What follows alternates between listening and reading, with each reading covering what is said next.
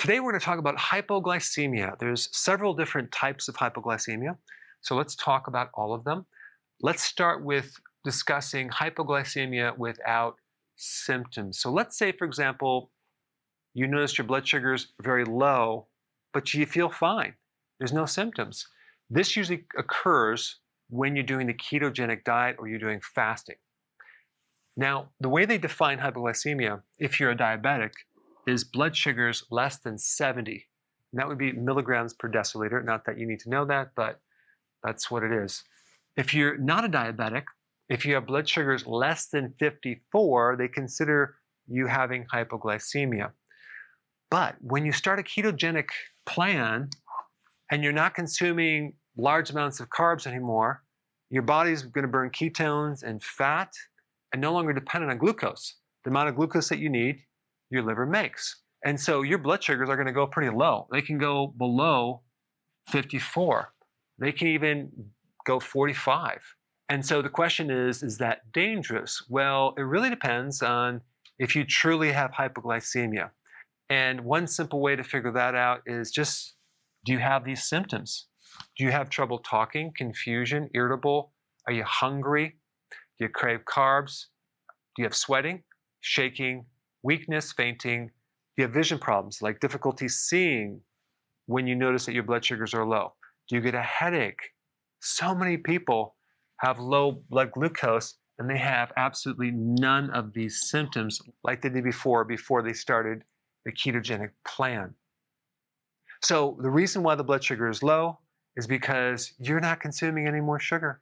So the body's running off of a different fuel, and the amount of sugar in the blood is low because you're not using that much sugar anymore.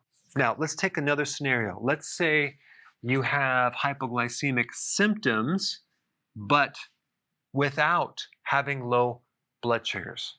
Okay, so now you have all these symptoms right here, but you check your blood sugars and they're normal. What's up with that? Well, that's not a true hypoglycemic condition. They call it either pseudo-hypoglycemia, which is kind of like a false hypoglycemia, or another word for it would be idiopathic postprandial syndrome, which is a fancy term for having your blood sugars drop after you eat, about 2 to 4 hours after you eat, and they don't know what caused it, so they call it idiopathic, which means unknown cause. So you do have some of these symptoms, but your blood sugars are normal. And the reason why this occurs is because there is a problem with your insulin receptors, something called insulin resistance. So over the years, when you consume a lot of carbs and you constantly have a stimulation of insulin over and over and over again, the receptors for insulin start to become downgraded, so they don't work anymore. So then your body makes more insulin, more insulin. So we have a situation where we have hyperinsulinemia. That means too much insulin in the blood, which normally is supposed to push the blood sugars down, but the receptor is blocking it. So it's not really connecting into the cell. So we have a situation where we have dysfunctional insulin. So we have the symptoms, yet we have normal blood glucose. So in one part of the body, we might have high levels of insulin. Another part, it might be low. So it can really give you a false picture of what's really happening with insulin in general. Now, just as a side note, when you get insulin resistance, you can either have two things happen. You can have symptoms of low blood sugar without having your blood sugars drop, or you could have your blood sugars drop because there's too much insulin and it's pushing it down with these associated symptoms. So it is a little bit confusing, and you have to look at the whole picture of what's happening. But the cool thing is the solution is just the same, which I'm going to get to in a second. Now, there's also something called reactive hypoglycemia. Now, the difference between this and regular hypoglycemia, which is actually called spontaneous hypoglycemia, really has to do with this is related to after you eat, and the other one relates to when you're fasting. And again, just to make this complex topic very, very simple, if you just got off your carbs by doing healthy keto, and you included intermittent fasting, very gradually getting your body to adapt to fat so it's no longer dependent on blood sugars, so your insulin levels come down and you're correcting insulin resistance, you will no longer have hypoglycemia. Now, if you look up what to do for hypoglycemia in a medical textbook, it may tell you different things based on if you're not a diabetic or you're diabetic. In Merck's manual, it actually suggested to consume more protein and a low-carb diet, which I agree that would be a good solution.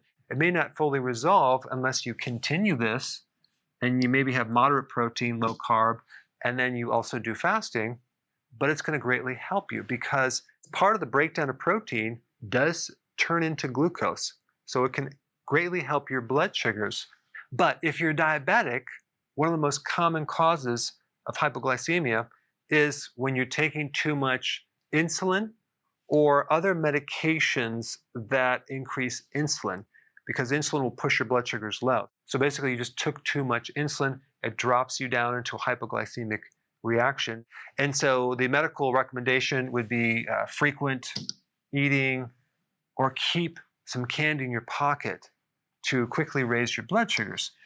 My suggestion for both of these situations, which again, check with your doctor before doing this, in addition to these other types of hypoglycemia, is simply to get on a ketogenic diet, because the main problem with hypoglycemia, which is low blood glucose, is the high insulin that's pushing it down. And if you can connect the dots that the biggest trigger for this insulin is consuming carbs, then it makes obvious sense to go on a low carb diet. Why would you do anything else than that? The other thing to do is eat less frequent meals. It's called intermittent fasting because eating will also stimulate insulin. But if you actually can get your insulin into a healthy level, you won't have hypoglycemia. And when you start the ketogenic plan, just realize that your blood glucose will come down because you're no longer living on sugar. But the cool thing is you won't have these symptoms. If you do, it tells me you're not out of the woods yet and you need to do this more gradually, but eventually your body will adapt. It'll burn more fat fuel and less sugar fuel, and you won't have these symptoms, but you will have low blood glucose. Before you go, if you have a question about a product, or you're new to keto and you want to know how to begin keto, or you're on keto and you need a debug because it's not going as smooth, I have a keto consultant standing by to help you. This is just for the people in the US. Hopefully in the future we'll be able to answer everyone's call. But I put the number down below so you can call and get some help.